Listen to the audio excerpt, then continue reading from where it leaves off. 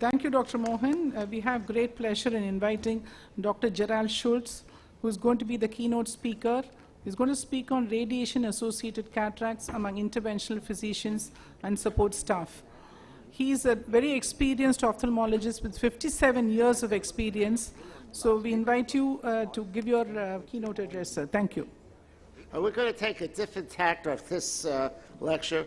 Before you listen to how to take care of cataracts and all the difficult ones, I'm going to tell you now how to avoid cataracts in our colleagues, those radiologists and their support staff that day in and day out are exposed to radiation energy.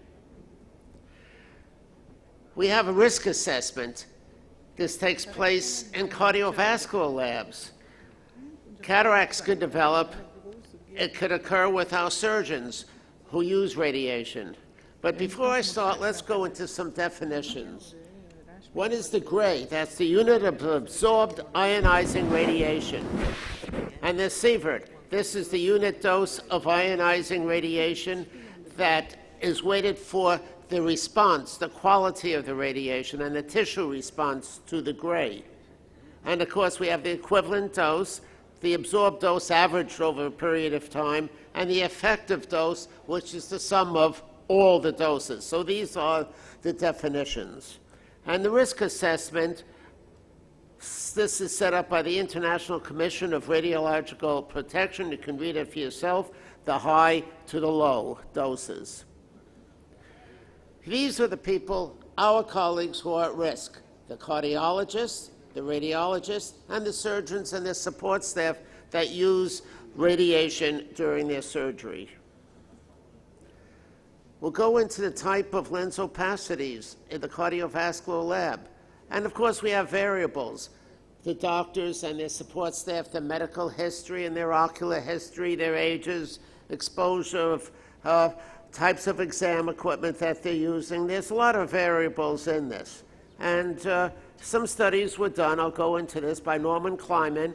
He surveyed some cardiologists, and 43% of them that had a mean age of about 47 did have some posterior dots and vacuoles in their lenses, and somewhat smaller percentage in the nurses and technicians, but their ages were also a decade lower. And then he also did unexposed, non-medical professionals that were about 40 years old. So some of these might be just normal that we're examining. So you can see the relative risks, and those who are exposed for the estimated mean values of lens doses. The cardiologists are up to 6 sieverts, meaning that this is the quality and the tissue exposure, and the nurse and technician somewhat less. And it's been set up, what are the threshold values for a visually disabled cataract? And for a single exposure, it should be low, but it cannot build up very much. Here it is in the cardiovascular lab. We did give this before, but these are some of the studies that show the fair percentage of those with the buildups. So here's the variations in radiation and the patient response. It could be equipment, the type of positioning and the type of X-ray tube, where it is it under the table, over the table, the performance characteristics of the X-ray system, and the use of protective devices, and the workload and the physician's experience and skill.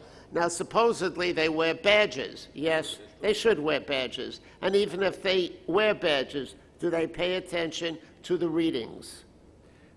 So we know all this. This is the classification system set up by a colleague of mine, Leo Charlick, of different types of cataracts that are involved. But let's take a look at the Merriam-Foch grading system. Stage 1, very discrete posterior capsular cataracts. 2, more extensive until you get to stage 5, which is the mature cataract that even the light cannot penetrate, and which we saw lectures all session long about those nice white and brown cataracts. So how does radiation affect the lens? Well, it's usually associated with posterior subcapsular opacities, but it starts up front in the lens duplication system, the cell system, under the anterior capsule. It starts on the anterior surface where the dividing cells form clear crystalline protein fibers. And the radiation damage could be multiple mechanisms.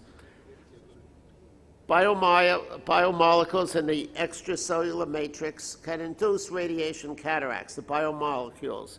We have the transmembrane CAMs, cell adhesion molecules, and the matrix metalloproteinases, MMPs, and the inhibitors.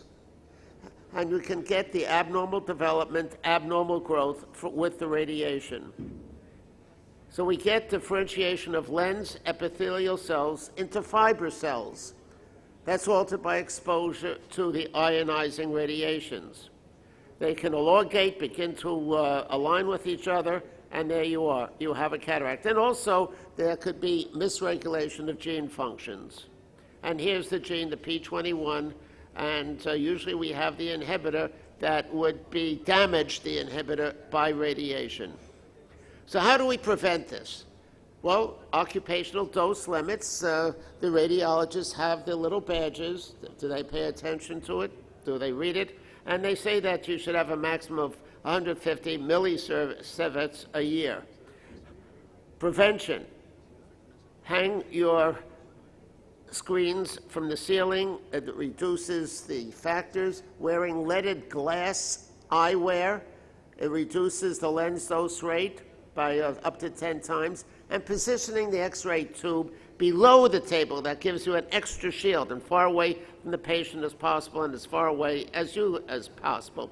So here we have ceiling suspended lead screens, and we have special leaded glasses, and positioning the X-ray tube below the table and far from the patient and surgeon.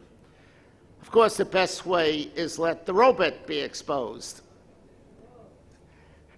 We have to maintain our X-ray equipment in best condition, use pulse fluoroscopy, and minimizing the fluoroscopy time. Thank you. We're all dismissed for lunch. Thank you, sir. That was a wonderful insight into radiation-induced cataracts. Thanks a lot for the information. Thank you, everybody. I think we had a nice interactive course, and thank you all once again for being here. I think next we have the much awaited program, the OPL, and like to call upon Professor Amar Agarwal to take over. Thank you.